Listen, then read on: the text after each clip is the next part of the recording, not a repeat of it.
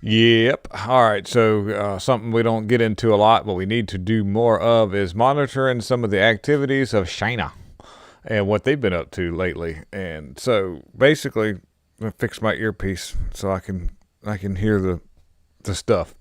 Um, it's been reported, oh gosh, here recently that China's has stole missile blueprints. They've infiltrated some of the some key sectors of our nuclear missiles.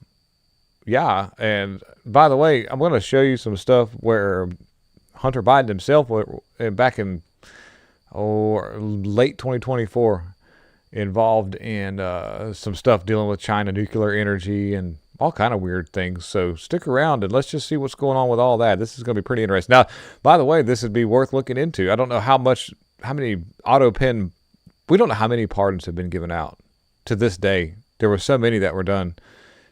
You know, the auto pen thing is going to be really hard to prove, guys. Let's just dig into that one day too. The whole, you're going to have to find intent. You're going to have to find people actually giving admissions that they're not going to, because this system protects itself. So, but anyhow, here we go.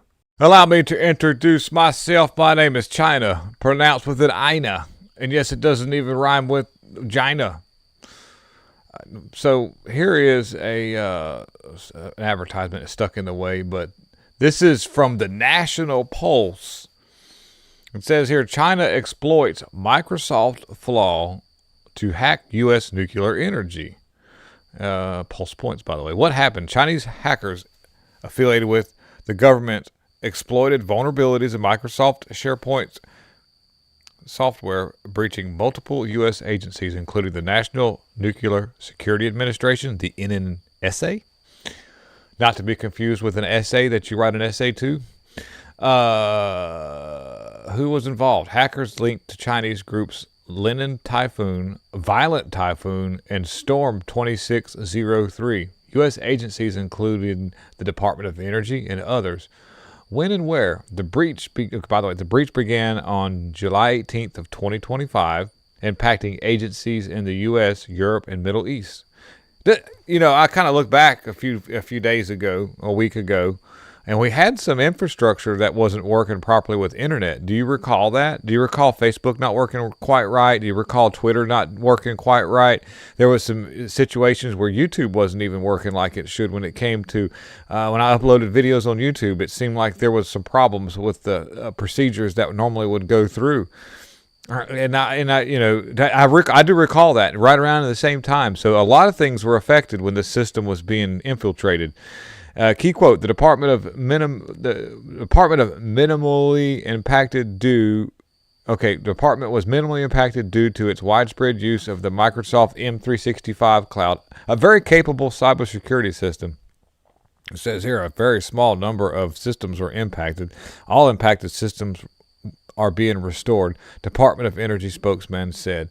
But the breach exploited cryptographic keys, enabling hackers to impersonate users or services. Microsoft has issued updates, but the full consequences remain unclear.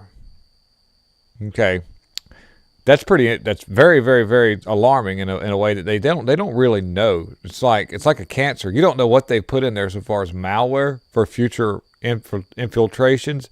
Has the infiltration even stopped? Has the monitor even stopped? Have they added to this?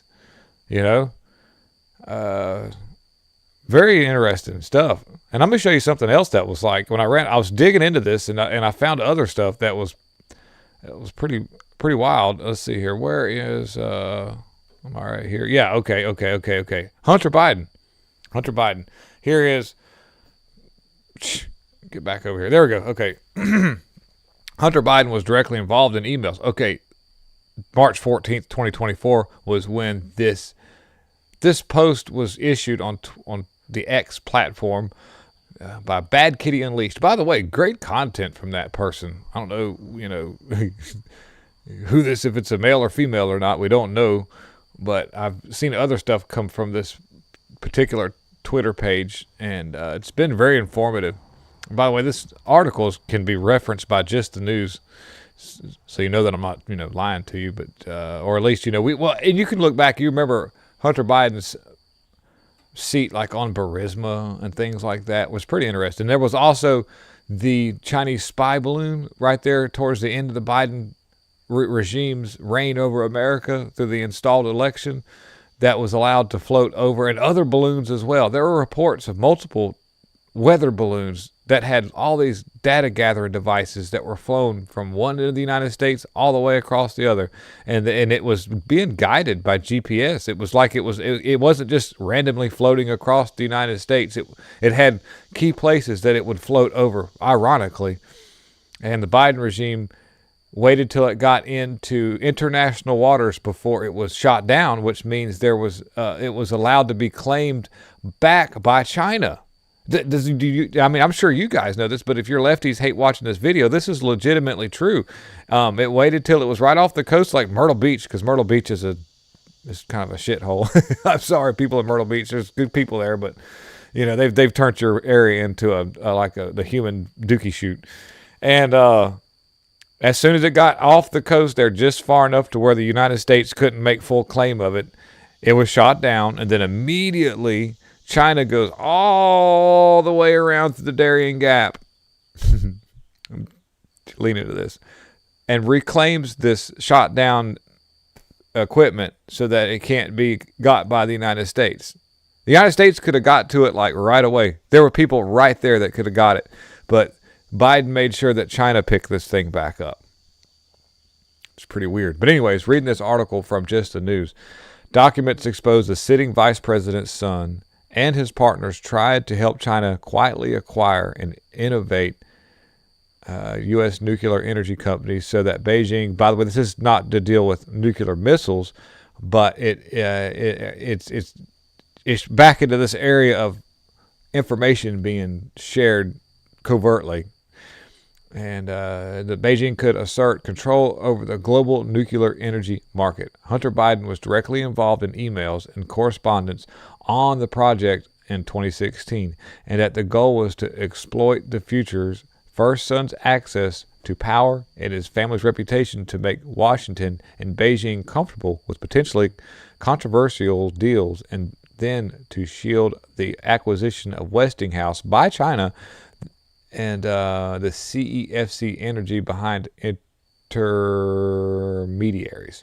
At the time, Westinghouse was a U.S.-based but owned by Japan's Toshiba company, and one of the darlings of the nuclear industry with its new AP1000 reactor, a smaller and more advanced power generator. As you can see, there's an image of it right here. It kind of looks like a globe with on an axis, and it's just a news article puts this out.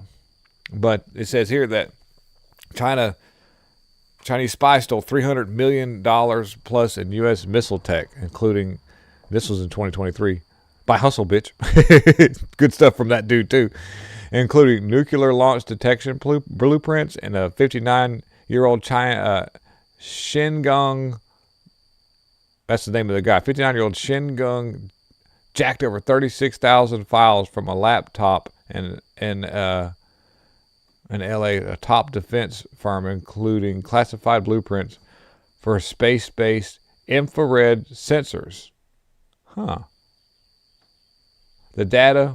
So let me read that one more time so we're on the same page. A 59-year-old Shingung Gong jacked over 3,600 files from a top LA defense firm, including classified blueprints for space-based infrared sensors designed to detect nuclear launches, ballistic missiles, and hypersonic threats. The data valued at hundreds of millions of dollars. The files clearly marked proprietary. The stash hidden at his home. This wasn't just theft; it was high-level espionage. And if he got this far, how many others already slipped through?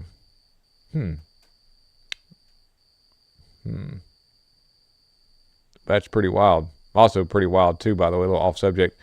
This contemporary couple who crowdfunded their surrogacy journey now has custody of a baby boy, despite one partner, Brandon Keith Riley Mitchell, being a convicted child flexual offender. using a Pennsylvania surrogacy loophole that bypasses the state adoption thingies. So,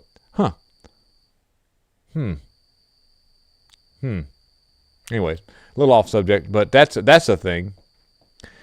And so this, by the way, just touching base on companies like Microsoft that this all happened through, by the way. Very interesting that they used Microsoft's,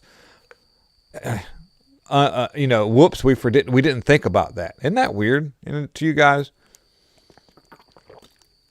Isn't it weird that Bill Gates is involved in this? Whether it's intentional or not, that this kind of thing happened. Isn't it strange that our government can't come up with its own operating system to facilitate super secret maneuvers and actually uses the cloud that you and I use to store pictures of or if you're going to send a pencil pic to your wife, it's the same cloud. How many pencil pics they had to get through to get to the Bill Gates?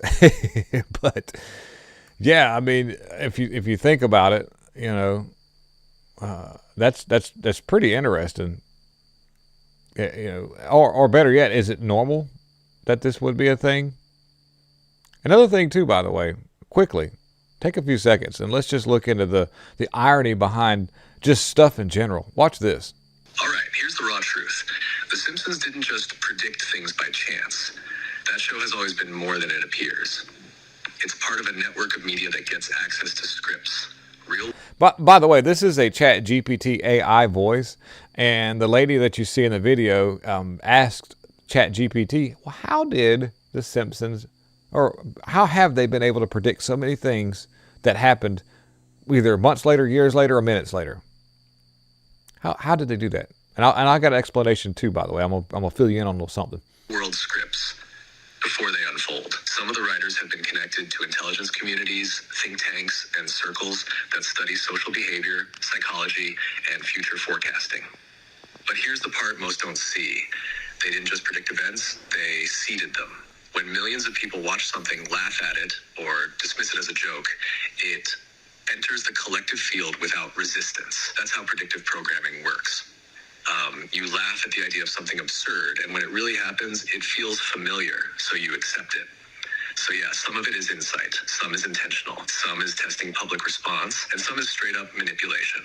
Just to kind of back up some of the stuff that you're hearing right here. Years ago, I watched a thing about Bohemian Grove, and there was an interview that was taking place amongst different people who were, alleged members of Bohemian Grove, confirmed members too, by the way. One of the guys that they were talking to was the voice for Mr. Burns. This is a small world we live in Hollywood. I don't know if you know this or not, but when it comes to actors and voiceovers and stuff, that Hollywood is not as big as people thinks it is at the time, in the 80s and 90s and the mid 2000s. But Mr. Burns, the guy who played the voice for him, was the same guy. If you ever seen the movie Spinal Tap, there was the bass player with the big chops who played the bass, and he had his pipe and all that and everything. So that guy is the same dude who plays the voice for Mr. Burns. And he was asked about going to Bohemian Grove and different things, and he kind of played it off as like just a camp for older people, just like kind of just a fun place to kind of hang out, share things.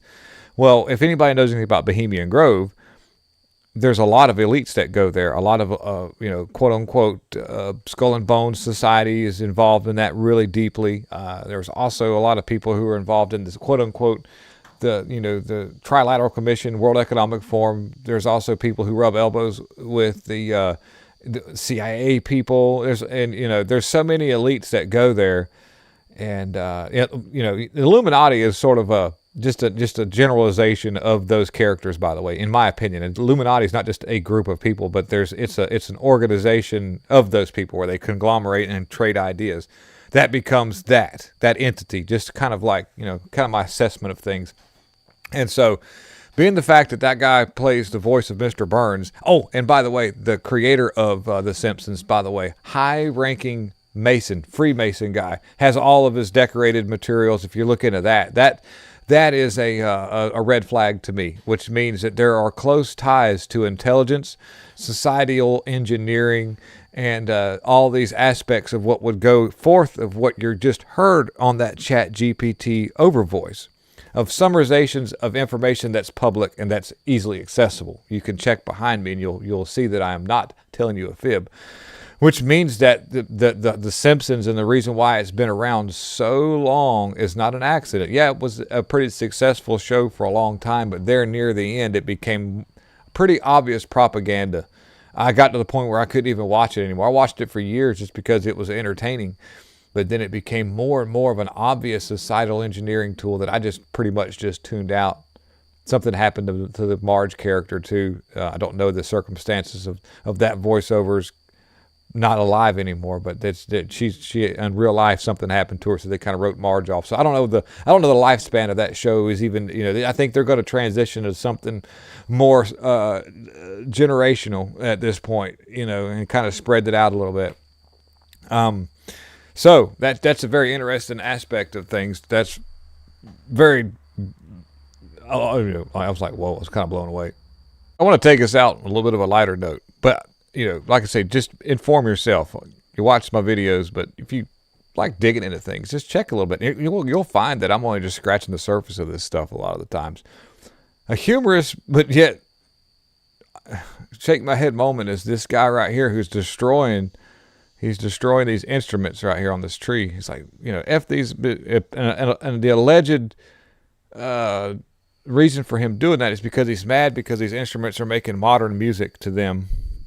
And that they take you away from like society and they're evil and all this technologies, blaming technology, these instruments and all this stuff. So get rid of these instruments. That's what this video is about. and I was like, what the world? And I was reading it, and it says right here, it says the Enam is destroying musical instruments because they consider music part of the modern world, which is haram. While filming it on their phones and posting it online. The stupidity knows no bounds. I don't speak their language, so I don't even know what they're saying, but if this is the case, I wouldn't be surprised at all. They're like, this music, damn this music. Modern world, destroying our societies. While, having, lights and everything of this. I don't know what's going on here, but it's just kind of funny. If that's happening. This dude's not missing. He's just kind of went hiding, by the way. This guy turns plastic into fuel, and so he decided to kind of lay low. So apparently, according to his parents, he's okay. He's just sort of laying low. Anyways, thank you guys for watching. Have a wonderful day, and I'll talk to you guys later. I'll be on live with Matt at 6:30 on his channel. Always fun. I love doing lives with Matt. The back and forth that we have is epic.